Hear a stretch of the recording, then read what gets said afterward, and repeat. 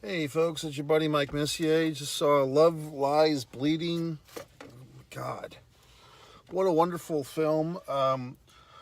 It's exciting, it's innovative, edgy, and a lot of films post Pulp Fiction, post Reservoir Dogs have tried to capture this Quentin Tarantino esque style of film. This one, I think it's a nice evolution of that. Instead of just trying to rip off a Tarantino film, this filmmaker, I believe the name was Ross, something or other, Ross Glenn, I don't know. But the filmmaker, whoever was in charge of this thing, has their own style. You could kind of say it's Tarantino esque, but there's a bit of hyper reality. Spoilers, by the way. Should you see this movie? Should you not? I think you should. I think most adults could handle this movie. Probably most teenagers could handle it. There are, I don't know, there's violence. There's graphic, realistic violence. Violence, in my opinion, that is going with the story. It's not just, like something like Saw. I don't particularly like because it's just that's the whole story is the gore and the violence and the torture.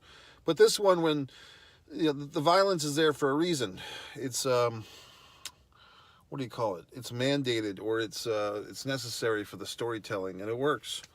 And there's lesbianism, which in Kristen Stewart's case, I'm a big fan of hers. I think she's a tremendous actress.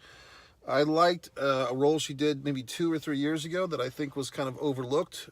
She played Princess Diana in a movie. I think it was just titled Diana. And at the time, there was some type of TV show that I did not watch that everyone was all happy about, that it was about the royal family. And some other actress played Diana in that show, which I never watched. But here, in that movie of Kristen Stewart playing Princess Diana, I thought she was tremendous. Other things she's done, the modern day Charlie's Angels remake. And, of course, going back to Twilight. But I think the Twilight thing was just kind of like her introduction to the world. I can't remember those movies too well. But in any event, I'm a big fan of that lady and her acting. I think she's got a great screen presence.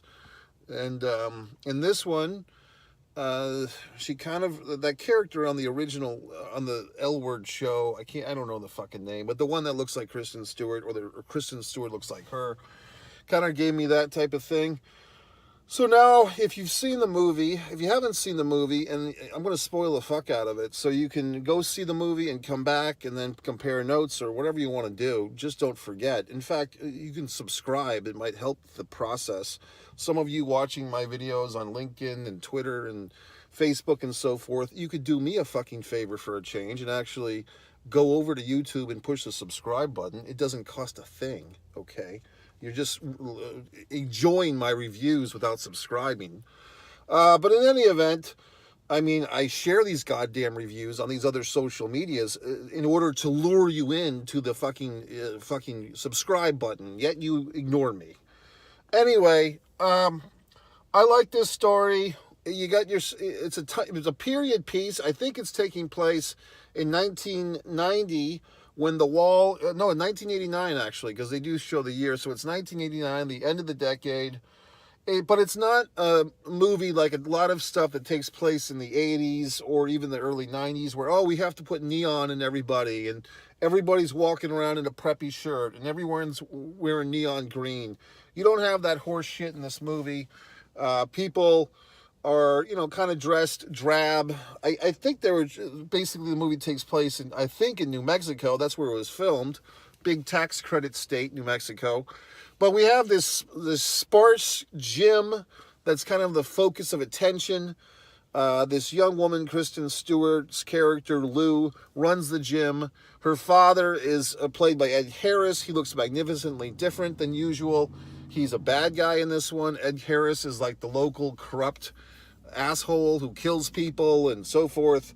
And he's got some of the local police officers are on his payroll, some are not. He's killed people. There's some backstory exposition that we really don't get into about the mystery of Lou's mother. Did the Ed Harris character kill her off or what the fuck? Who knows? Then we have all this so forth and so on. One thing that I was a bit confused on, once again, if you've seen this movie, we can compare notes. I was a bit blurry as to whose Lou's father was. Initially, I thought Lou's brother-in-law was her father, okay? But it was actually her brother-in-law. I kind of like my version better because if it was the brother-in-law who fornicated Jackie, Lou's new, you know, if it was the father, like if the brother-in-law was the father and he fornicated Jackie in order for her to get the job at the shooting range, and then suddenly the daughter would be dating a woman that her own father fornicated. But that is not the case. So I was just a little blurry. Maybe I missed a word or two. Kristen Stewart and the actress playing her, I think, older sister, I'm guessing, they don't really look very similar. Like, they're not even in the ballpark of the same looks. And granted, some siblings are like that. Like, there are sets of siblings where there's no resemblance. I just find that in a film, even if the two characters have dark hair or blonde hair or something that gives them the resemblance that they could be siblings. And like I fucking said, I know in reality there are times when you have siblings that are full-blooded siblings, same parents and everything, and they don't look anywhere near each other. So yes, it's possible.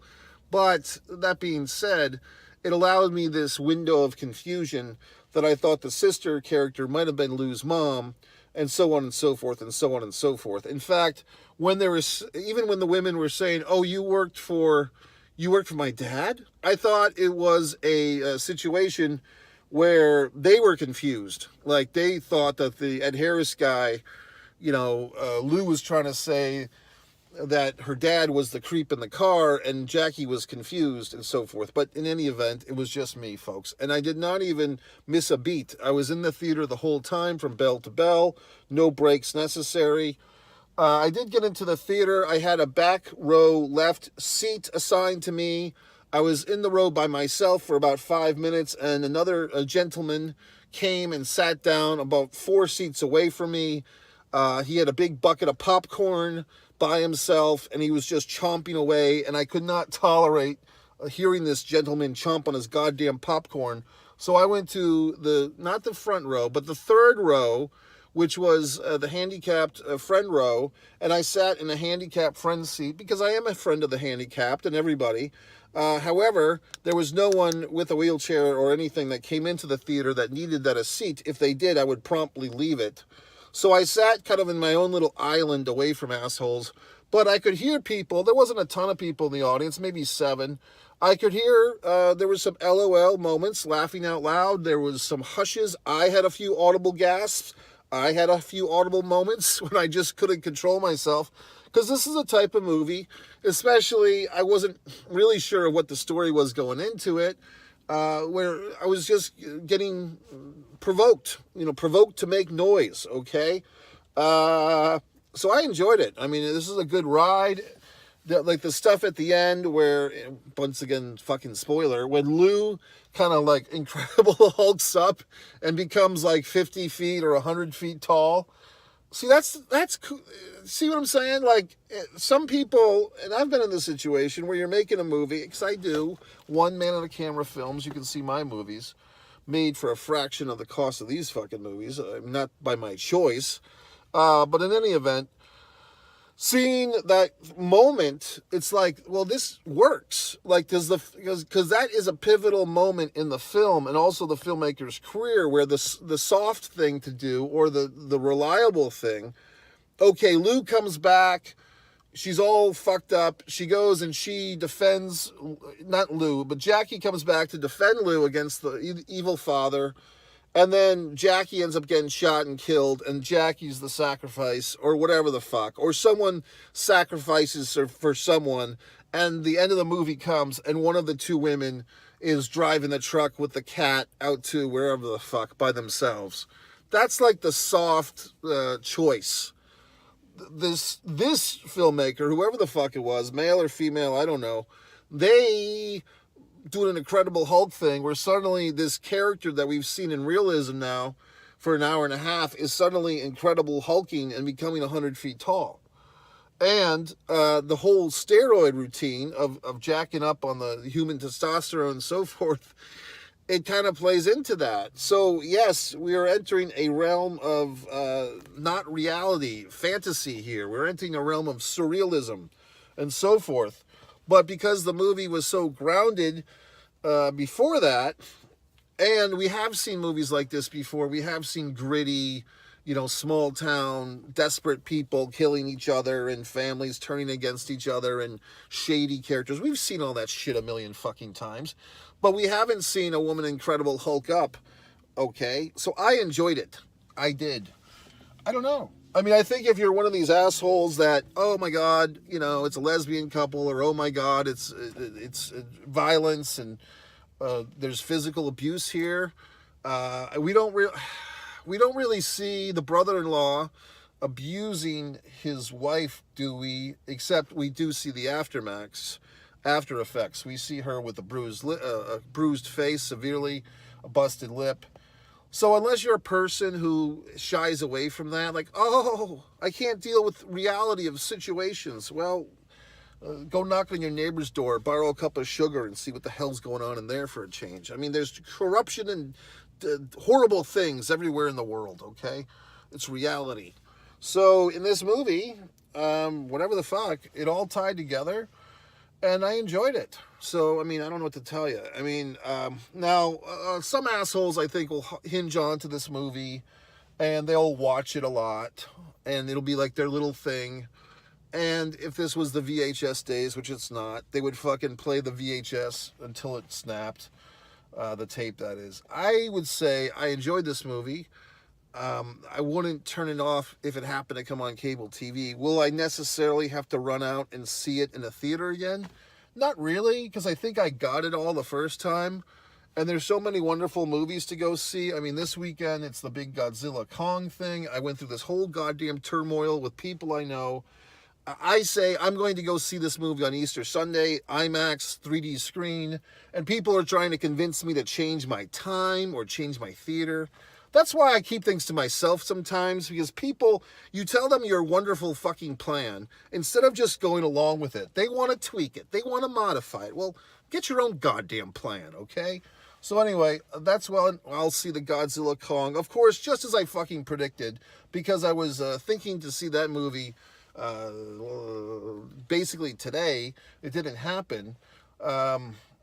But people, Twitter and Facebook and YouTube always have to plaster some level of spoiler. So some asshole plastered something, and I saw it, like a little headline. I won't even share it, because that's the type of person I am, about the Godzilla Kong movie. It wasn't a big reveal, but it was just enough.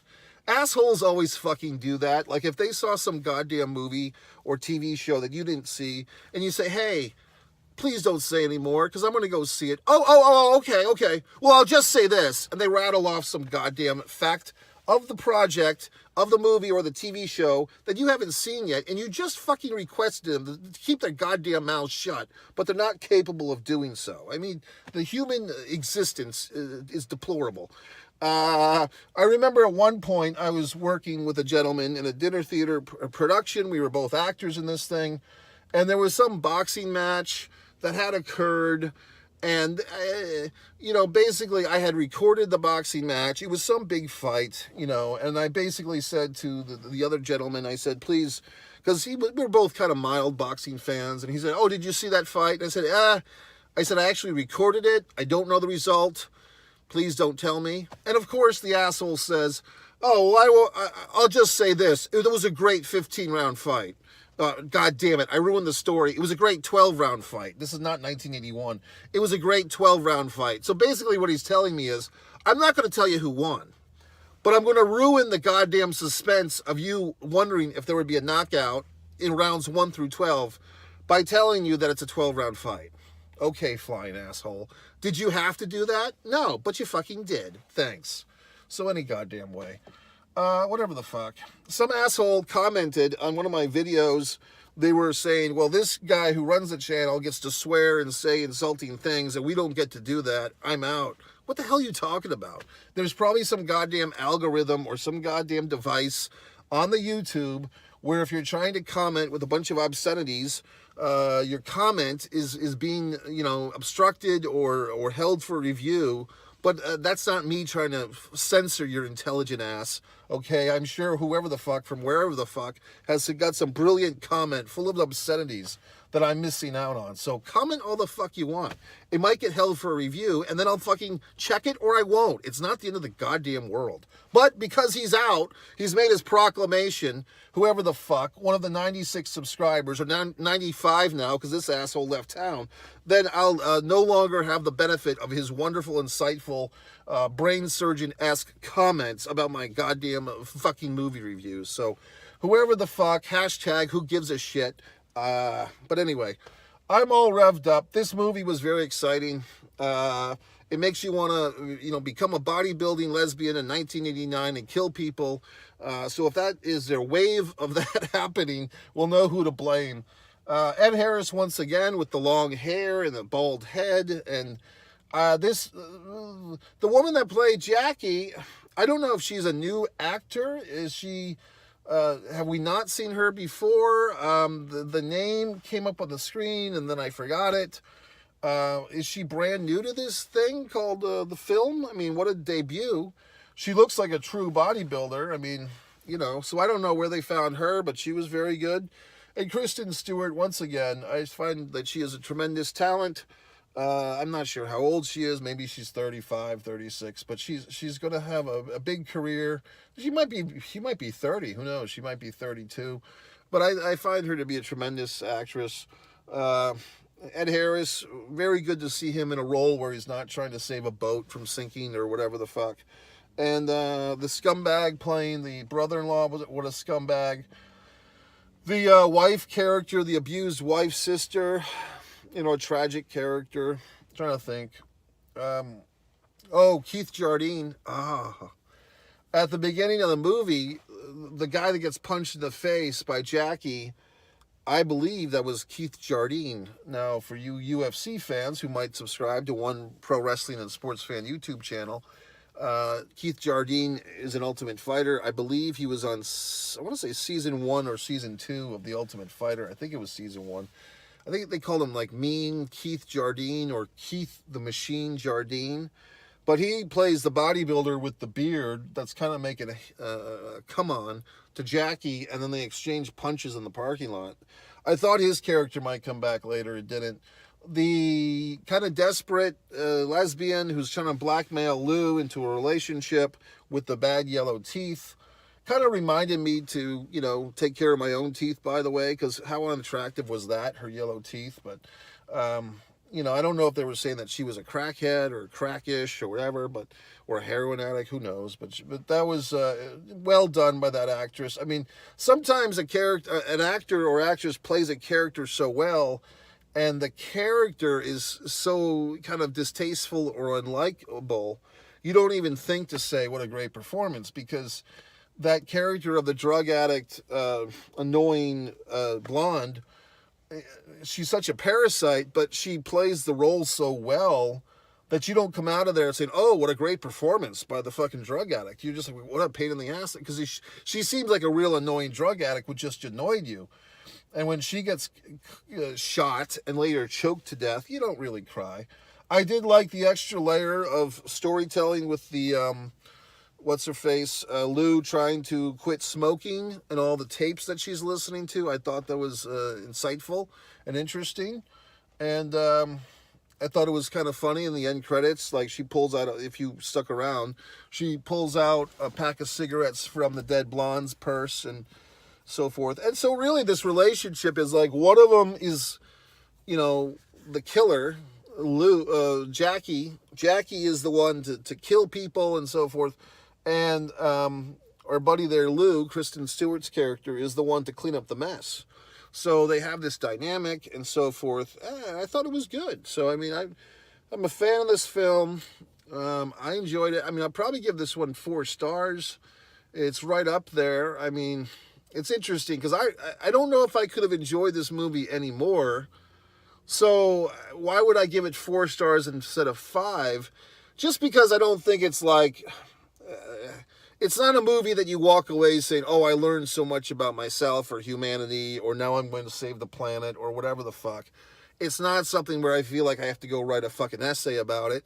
It's just I enjoyed it. It was a visceral thrill. I feel, impressed and would see another film from this filmmaker, whoever the hell it is. And even I don't think they could really do a sequel with this movie. It's too good of a movie to really need a sequel, and there's really nothing left to do. But I do, if they somehow figure that out, I might go see it. I probably would, just to see what the hell would happen. But I enjoyed this movie. It's a little shot of adrenaline. The title, what was the title? Was it Love Lies Bleeding? That might be my only, I don't think the title is great. It's those titles of movies that are just like headline words thrown together, and like Love Lies Bleeding. Yes, sort of. I mean, I'm trying to think of where the lies are, per se. I mean, yes, the characters do lie to the police and so forth, and I don't know. I mean, I don't know what I would title this movie. What are the characters' names? Lou and Jackie. No, that's lame. Could you have a play, somehow have a play on weightlifting or bodybuilding and murder? I don't know. I don't know. I really don't. I guess I don't have a better title, so, I don't have a better title, but I don't think the title was good. I think it's too hard to remember. Love Lies Bleeding. I mean, it's not a good title. It's not. I mean, I know a good title when I hear it. And this one, it's kind of vague, because all these words we've seen in other movie titles, bleed or blood for this, bleed for this. Love is in a million fucking movie titles. Lies, sex lies and videotape amongst others. So I don't know. I don't have a suggestion. If you have a fucking wonderful comment, leave it in the comment. Gee whiz, Mike, they should have titled the movie this. Go right ahead. But I don't have a better title for it, except to say I didn't like the title that it had. It was too... It didn't paint a portrait for me. Here's a little aside on titles for films. Some movies or books or whatever the fuck, the title kind of helps someone want to read the story or see the movie or whatever the fuck it is. Like, the title promotes it. And other titles, you actually have to see the project, see the movie, or read the book, and then the title makes sense. Especially with films. There are films where if you see the movie and then you know the title, it all comes together. But if you just hear the title and then some other movies, the title is such a good exploration, you go see it. Now, for instance, we can take Twilight for an example, as we've discussed earlier. Twilight, if you just said Twilight and be like, what the fuck is that? You know what I mean? It's like, oh, it's a vampire thing and the blah, blah, blah. So, okay, now it makes sense. And I'm not saying this is in a world where people didn't know about the book, right? But there are other, like Field of Dreams even is a little confusing, because Field of Dreams, it could just be about a farmer, or whatever the fuck. Or it could be, plantation times and the slaves revolted and they had these dreams of killing the slave master. You know what I mean? So they're working in the cotton fields, but they have these dreams of killing everyone in the house. See, that's a good movie. And that could equally be Field of Dreams. It doesn't have to be about baseball. So now if you stick the fucking baseball field onto the movie poster, okay. But other titles, The Wizard of Oz, okay. We've got a wizard and we've got something called Oz, which at the time nobody knew what the fuck that was. So that's getting somewhere.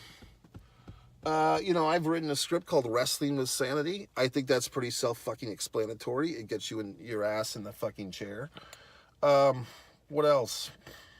American Luchador, another one of my wonderful goddamn screenplays that is yet to be produced in this shit for Earth. But that's a wonderful title, okay. Now, I do have a script, Also Ran, that I've written, a wonderful script, award-winning, and really doesn't make any fucking sense. Like, it presents a mood, and it does make sense if you see the movie. But if you just say also ran, it's kind of like it's a mood, and it does make a hell of a lot of sense once you see the movie, but it may not be as hooky as the other titles. I'm trying to think. Give me a title for a film here. Silence of the Lambs. Is it The Silence of the Lambs or just Silence of the Lambs? That's some type of Mandela effect. I thought it was The Silence of the Lambs. Yeah, because you might think it's about a farm, like with the lambs are silent. You know what I mean? Like, unless you see the fucking movie and hear Hannibal Lecter and Clarice and all this horse shit, then how would you fucking know that his little lamb story is a bigger metaphor for whatever the fuck, for evil or whatever? So there you go. That's not a great title if you really think about it. It's a great title once you've seen the fucking movie. What else? What else you got for me, assholes? I don't know. Well, here you go. See the movie? I don't even know. King Kong and Godzilla, or Kong and Godzilla and Kong, whatever the fuck. Yeah, okay, because those entities have been established. So yes, we get the picture. The Godzilla -1. I mean, I still don't really know what the fuck that means, but I mean, you still have Godzilla. If you have some character, Star Wars is an interesting one. I mean, if you had never heard, if you knew nothing of Star Wars and you saw Star Wars, I think it would paint a portrait still of sci-fi. Maybe that's about it. I mean, you get the war in there. That's pretty clear that there's conflict. You have star, which would denote outer space shit, or, you know, something like that. But maybe not. I mean, you could say, oh, is this about movie stars? You know, in the 1970s, they still had movie stars back then. So you might just see Star Wars. Oh, is this is this fucking John Travolta and you know, whoever the fuck, you know, Marlon Brando or Al Pacino having a conflict? What is this? So anyway, folks, I don't know. This is a whole other thing, and I think I'll just sign the fuck off. But anyway, MikeMessier.com.